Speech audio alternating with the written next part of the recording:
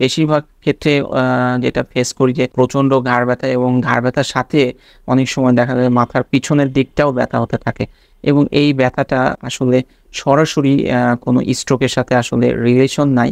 তবে একটা ক্ষেত্রে দেখা গেছে যে অনেক সময় ঘাড় অনেক ব্যথা করছে, হঠাৎ করে ব্যথা শুরু হলো এবং অনেক ব্যথা। সেই ক্ষেত্রে কোনো ক্ষেত্রে এই আমাদের যে ঘাড়ের ভিতর দিয়ে ব্রেনে কিছু রক্তনালী চলে গেছে, সেই রক্তনালীগুলোর প্রাচীরে যদি চির ধরে তাহলে কিন্তু আপনার প্রচণ্ড ঘাড়ে ব্যথা এবং হঠাৎ করে ঘাড়ে ব্যথা হতে পারে এবং এইসব ক্ষেত্রে কিন্তু একটা স্ট্রোকের ঝুঁকি থাকে।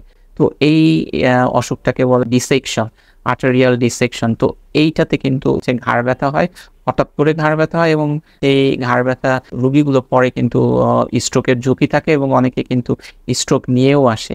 তো এইটা ছাড়া আরেকটা আছে যে ধরেন ব্রেনের ভিতরে কোনো অ্যানিউরিজম বা রক্তনালী কুণ্ডলী ওটা ফেটে গিয়ে রক্তক্ষরণ হয়ে আমাদের কিন্তু হঠাৎ করে মাথা ব্যথার সাথে প্রচণ্ড ঘাড় ব্যথা থাকতে পারে। এটাও একটা স্ট্রোকের কিন্তু প্রকারভেদ। তো যেটাই হোক, এমনি ঘাড় ব্যথা সরাসরি কিন্তু স্ট্রোকের জন্য রেসপন্সিবল না। কিন্তু খুব রেয়ার ক্ষেত্রে দেখা যাচ্ছে যে ঘাড়ের যে রক্তনালী ওটা প্রাচীরটা ছিঁড়ে গিয়ে ওখানে রক্ত জমাট বেঁধে সেই জমাট বাঁধা রক্ত ছুটে গিয়ে কিন্তু স্ট্রোকের কিছুটা হলেও ঝুঁকি থাকে।